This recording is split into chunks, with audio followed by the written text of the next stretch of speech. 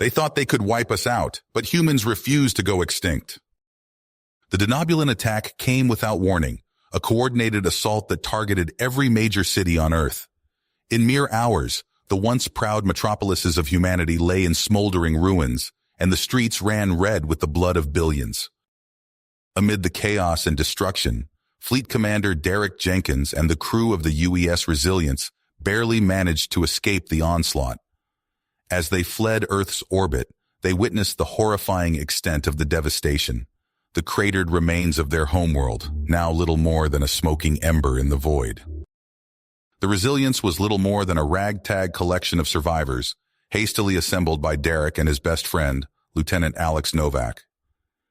Shell-shocked and grieving, they could only watch helplessly as the Denobulan armada moved in to occupy what was left of Earth. Then the communication came, a quantum entanglement transmission from the ruthless Admiral Odin himself, the architect of humanity's demise. In a voice dripping with arrogance and contempt, he delivered the Denobulan ultimatum: surrender immediately, or face complete annihilation. Derek's response was short and to the point. We will never surrender. We will fight you to the last man, woman, and child. We will make you pay for what you've done here today. But as Derek looked around the bridge of the Resilience, he could see the despair etched on the faces of his crew. They were outnumbered, outgunned, and cut off from any support. Earth was gone, and with it, any hope for the future. In that moment, Derek knew that he had to rally his people. He had to remind them of what it meant to be human, to stare into the abyss and refuse to blink. He told them of the uncounted times in human history when all had seemed lost, when the odds were insurmountable, and how each time humanity had found a way to survive, to adapt, to overcome. He spoke of the indomitable human spirit, the refusal to submit or yield in the face of certain doom. And as he spoke, he could see the light return to their eyes, the flicker of defiance that had always set humanity apart.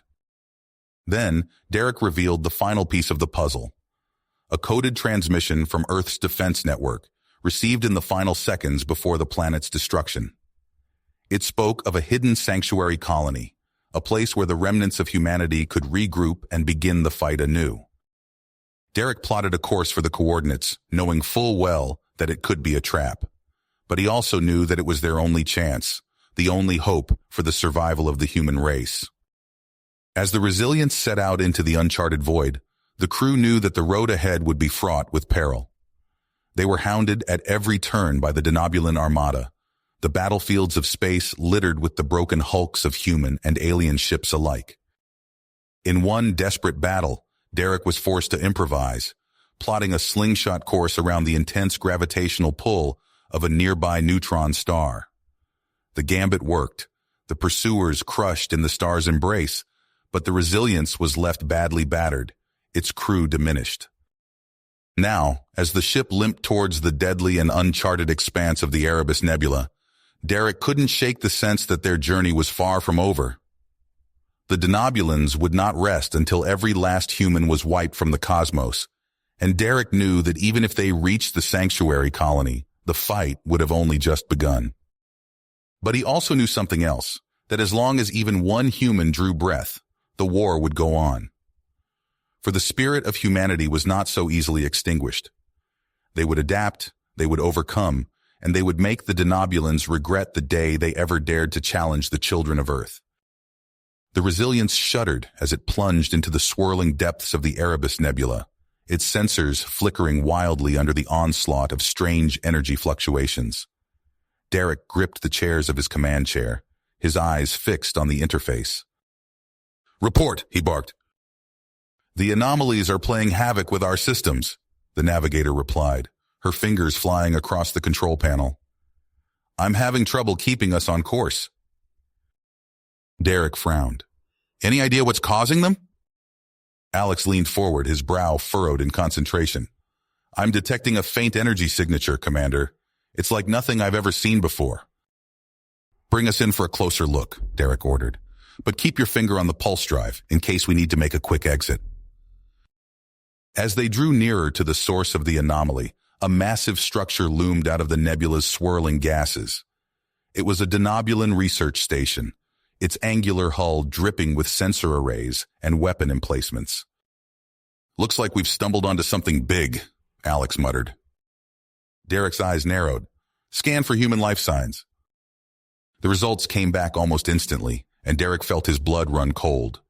There were dozens of human signals coming from within the station, and one of them was hauntingly familiar. "It can't be," he whispered. "Michael!" Without hesitation, Derek ordered the Resilience to dock with the station. He assembled a strike team, led by himself and Alex, and they breached the airlock with primed plasma rifles. The denobulin guard post was taken by surprise, the guards dispatched with ruthless efficiency. But as they pushed deeper into the station, the true horror of what was happening there became apparent. They found the captives in a warren of holding cells, many of them little more than living skeletons. And there, among the emaciated prisoners, was Michael, scarred and battered, but alive. "Derek?" Michael's voice was raspy from disuse. "Is that really you?" Derek clasped his brother's hand, fighting back tears. "I thought you were dead." "I almost wish I was," Michael said grimly. "The things they've done to us here." He told them about the experiments, the denobulin's twisted efforts to weaponize the human genome itself. The goal was to develop a bioweapon that would target humanity's unique DNA, wiping them out while leaving denobulin physiology untouched. "We have to stop them," Derek growled. "We will," Michael assured him. "I've been leading a resistance cell, gathering intel. I know where they're keeping the research data. If we can get our hands on it, we might have a chance." They moved quickly, freeing the other prisoners and making their way to the data core. But as they were downloading the files, alarms began to blare throughout the station. "They're onto us," Alex shouted over the din. "We need to move." They fought their way back to the extraction point, the corridors ringing with the clash of plasma rifles and the screams of the dying. Michael took a blast to the chest, going down hard. Derek rushed to his brother's side, cradling him in his arms as Alex covered them. Michael coughed, a trickle of blood running from the corner of his mouth. "Leave me," he rasped. "Get the data back to the Resilience." "I'm not leaving you behind," Derek said fiercely. But even as he spoke, he knew Michael was right. The information they'd recovered was too important. It could mean the difference between humanity's survival and its extinction. With a final agonized look at his brother, Derek handed him off to Alex. "Get him to the medbay," he ordered. "I'll finish the download and meet you at the ship." Alex nodded grimly and retreated, half carrying, half dragging Michael. Derek turned back to the data core, his fingers flying across the interface as he willed the progress bar to move faster. Just as the download completed, a cold voice sounded from behind him. "Step away from the console, Commander." Derek turned slowly, coming face to face with Admiral Odin himself. The denobulin leader was flanked by a dozen elite guards, their rifles trained on Derek's chest. "You're too late," Derek said, a hard smile on his lips. "We have the data. Your bioweapon will never see the light of day." Odin's eyes flashed with rage. "You think you've won? You've only delayed the inevitable. I will hunt you to the ends of the galaxy, Commander. I will not rest until every last human has been wiped from existence." Derek thumbed a switch on his wrist comp, and the station's defense turrets roared to life, tearing into the denobulin reinforcements pouring into the room. Odin roared and charged, grappling with Derek in hand-to-hand combat. They traded blows, smashing each other into consoles as the station disintegrated around them. Klaxons wailed, warning of the impending core overload. With a final desperate effort, Derek drove his fist into Odin's face, shattering the Admiral's jaw and sending him crumpling to the deck. Derek staggered to the escape pods just as the station exploded in a blinding pulse of light. The pod jettisoned clear of the blast radius, tumbling end over end before its emergency thrusters stabilized its flight. Through the pod's viewport, Derek watched the denobulin facility break apart, consumed by the fires of its own destruction. But even as he slumped back in his seat, exhaustion and grief washing over him, he knew that this was only the beginning. Aboard the Resilience, As the med team frantically worked to stabilize Michael's condition, Derek pored over the stolen data. What he found chilled him to his core. The denobulin bioweapon was in the final stages of development. Within days, it would be ready for deployment from their central research hub, deep in denobulin space. If they succeeded, humanity would be forever erased from the cosmos. Derek clenched his fists, rage and perseverance burning in his veins. He would not let that happen. No matter the odds, whatever it takes, he would take the fight to the heart of the enemy. For Michael, for Earth, for every human life snuffed out by denobulin cruelty. He gathered his battered crew, looked into their eyes, and saw his own dedication mirrored back at him. They were the last hope, the final guardians of the human legacy, and they would not fail. But even as they laid their plans, even as Michael breathed his last, the knowledge of what lay ahead weighed heavy on Derek's shoulders. Admiral Odin was still out there, battered but unbroken, and he would not rest until he had his vengeance. The battle for humanity's future was about to enter its most desperate hour. And Derek knew, with grim certainty, that not all of them would live to see its end. Derek stared at the tactical display. His eyes hardened. The Resilience hung in the void, a battered wreck of its former self. But they were alive. Somehow, despite the challenges, they'd made it out. "Status report," he barked. Lieutenant Alex Novak's voice crackled over the comm. "Hull integrity at 62%. Life support stable. FTL drive. Functional but barely. We won't be making any long jumps anytime soon." Derek nodded grimly. "What about casualties?" A pause. "Heavy, sir. We lost a lot of good people today." The weight of it all crashed down on Derek. He saw Samantha's face, her eyes wide with fear and drive as she sealed herself in that chamber. He heard the screams of his Marines as Odin's guards cut them down. But there was no time for grief, not yet. "All right, people, let's get to work. I want damage control teams on every deck. Patch up what we can. We're not out of this yet." Derek made his way to the bridge, his boots clanging on the metal grates. Emergency lights bathed everything in an eerie red glow. Crew members rushed past, some sporting burns and cuts, all with haunted looks in their eyes. As he entered the bridge, Alex turned to face him. "Sir, we've got a problem. The sanctuary colony coordinates, they're gone, wiped from our database during the attack." Derek felt his stomach drop. "Can we retrieve them?" Alex shook his head. "Negative. It's like they never existed." For a moment, Derek felt the crushing weight of despair. Then he straightened his shoulders. "All right. New plan. We find someplace to hide, make repairs, and figure out our next move. The denobulins will be after us with everything they've got." He turned to the navigation officer. "Plot a course for the Erebus Nebula. We'll use the radiation interference to mask our signature." As the Resilience limped towards its uncertain destination, Derek retreated to his quarters. He pulled up the files they'd stolen from the denobulin facility, forcing himself to read through the horrific details of the bioweapon. A knock at the door. "Enter," Derek called. Alex stepped in, his face grim. "Sir, I've been going over the casualty reports. It's bad." Derek nodded. "I know, but we can't dwell on it now. We have to keep moving forward." "There's something else," Alex said hesitantly. "Some of the crew, they're talking about giving up, finding a habitable world and just hiding." Derek's eyes flashed. "That's not an option. As long as Odin's out there, as long as that bioweapon exists, none of us are safe. We keep fighting." Alex nodded, a hint of relief in his eyes. "Understood, sir. What's our next move?" Derek turned back to the display, his mind racing. "We need allies. There have to be other species out there who fear the denobulins. We find them, make common cause, and then..." He paused, his voice hardening.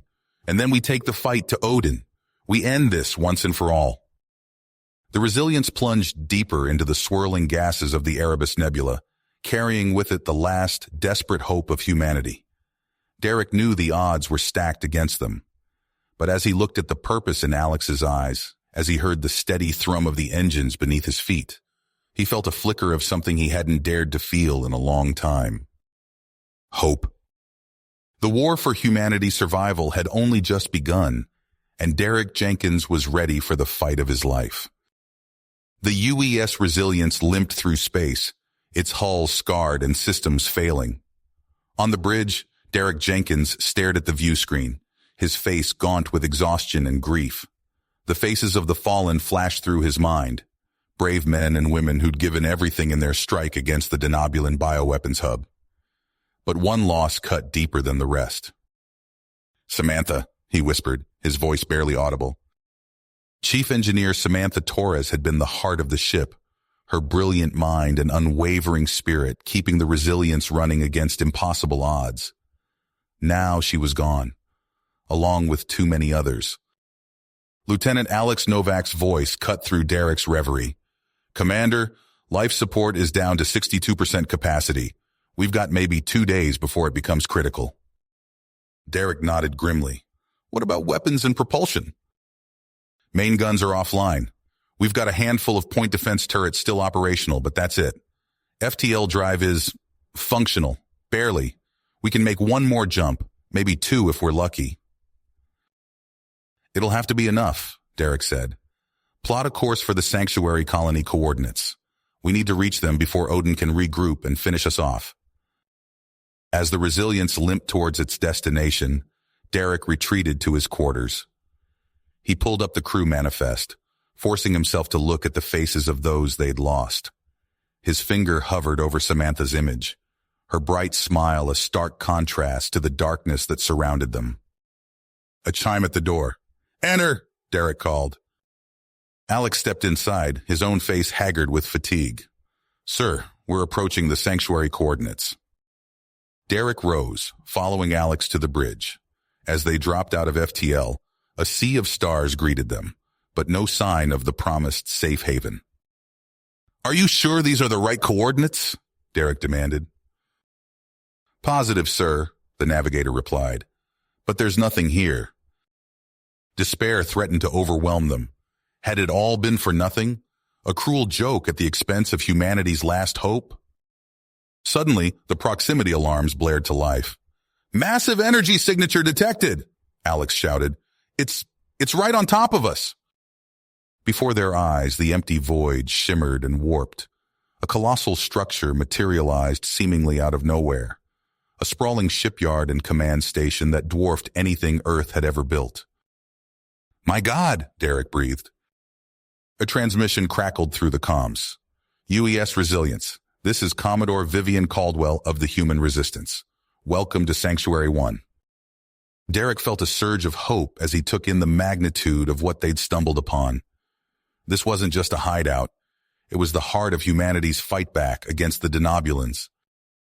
As they docked with the massive station, Derek led a small team to meet with Commodore Caldwell. The grizzled woman who greeted them bore the weight of command like a physical burden. "Commander Jenkins," she said, clasping his hand, "we've heard of your exploits. The data you recovered from the bioweapons facility might just be the key to turning this war around." Derek's eyes widened. "How?" "The Denobulans are still developing their weapon, aren't they?" Caldwell nodded. "They are. But your intel confirms something we've long suspected. Human DNA is proving more resilient than they anticipated. They haven't cracked the code for mass dispersal yet, and that gives us a window of opportunity." She led them to a massive holographic display showing a sprawling map of Denobulan territory. "We've been gathering intel for years, striking from the shadows. But now, it's time to take the fight to them. One final all-or-nothing offensive to break their war machine and give humanity a chance to rebuild." Derek stared at the audacious battle plan, his knees going weak. "This is insane," he muttered. "The casualties would be massive." Caldwell finished for him. "But it's our only shot. We use this shipyard to build a spearhead fleet, then punch straight through to the heart of their empire. If we can take out their leadership and key military targets, we might just pull this off." Derek looked around at the faces of his crew, saw the mixture of fear and tenacity in their eyes. He thought of Samantha, of all those who died to get them this far. "All right," he said at last. "We're in. What do you need us to do?" Caldwell's lips curved into a grim smile. First, we get your ship repaired and your crew rested. Then, Commander Jenkins, we're going to plan the greatest offensive in human history. As they set to work, Derek couldn't shake the feeling that they were about to plunge headlong into the abyss. But for the first time in months, a spark of real hope burned in his chest. Win or lose, humanity would not go quietly into the night. The skies above Denobulus Prime erupted in a maelstrom of fire and destruction.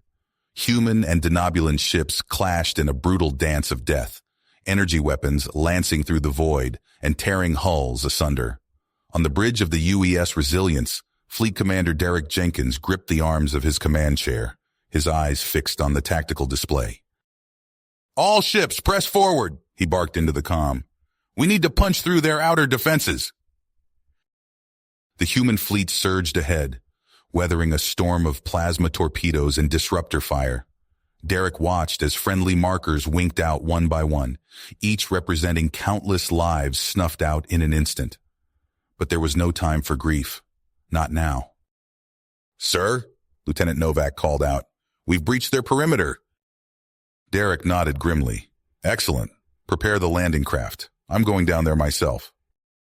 As Derek led the ground assault, the streets of the Denobulan capital became a charnel house. Human Marines fought tooth and nail against Denobulan defenders, the air thick with the scent of ozone and burning flesh. Derek pushed forward relentlessly, his rifle spitting death at every turn. Finally, they reached the central command complex. Derek burst through the doors only to find himself face to face with Admiral Odin himself. The Denobulan's eyes blazed with hatred as he drew his ceremonial blade. "Jenkins," he snarled, "I should have known you'd be fool enough to come here yourself."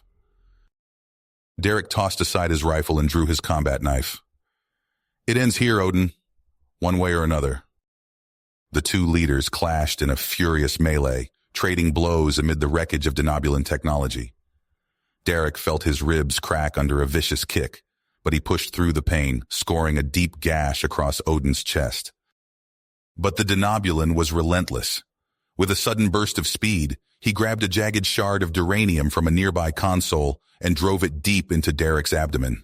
Derek gasped, his vision blurring as white-hot agony lanced through him. Odin loomed over him, sneering. "You and your kind were doomed from the start, Jenkins. Did you really think you could stand against us?" Derek coughed, blood flecking his lips. But even as his life ebbed away, a smile tugged at the corners of his mouth. "You're right, Odin. I couldn't beat you. Not alone." The Denobulan's eyes widened in confusion, then shock as the floor beneath them trembled. A series of earth-shattering explosions rocked the entire complex. "What have you done?" Odin roared. Derek laughed, a wet, choking sound. "While you were focused on me, Lieutenant Novak led a team to your antimatter silos. By now, they've all been detonated. This entire planet is about to tear itself apart." Realization dawned on Odin's face, quickly replaced by unbridled fury. He grabbed a nearby comm unit, barking orders to his fleet. "All ships, emergency evacuation. Abandon the planet immediately." As Odin fled, Derek lay there, feeling the tremors grow stronger with each passing second. He knew he'd never make it off-world, but it didn't matter. His sacrifice would buy the rest of humanity the time it needed to strike back. In orbit, Alex Novak watched from the bridge of the Resilience as Denobulus Prime began to break apart. Tears streamed down his face as he realized the cost of their victory. "Commander Jenkins," he whispered. "Derek, I'm sorry." The planet's destruction marked a turning point in the war, but the conflict was nowhere near the end. In the months that followed, Alex found himself thrust into a leadership role he never wanted. The Resilience became the flagship of humanity's counteroffensive, spearheading attacks on Denobulan-held worlds across the sector. Each victory came at a terrible price.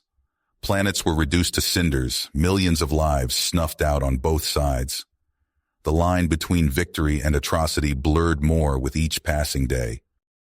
After a particularly brutal engagement that left an entire Denobulan colony in ruins, Alex stood alone in his quarters, staring at his reflection in the viewport. The man who looked back at him was a stranger, harder, colder, with eyes that had seen too much death. A chime at the door broke his reverie. "Enter," he called out. Lieutenant Sarah Chen, his tactical officer, stepped inside. "Sir, we've received word from Commodore Caldwell. Odin's forces have fallen back to their core systems." Alex nodded, his mind already racing with possibilities. "Thank you, Lieutenant. Gather the senior staff for a briefing in 1 hour." As Chen left, Alex turned back to the viewport, his hands clasped behind his back. They were so close to victory, yet something gnawed at him. The Denobulans were backed into a corner, and a cornered enemy was the most dangerous kind. He couldn't shake the feeling that the worst was yet to come. You have reached the end of the story. If you enjoyed this story and want to support us, please leave a like and subscribe to our channel, and for every comment that says 88, I will heart every single one of them. Thank you for your time.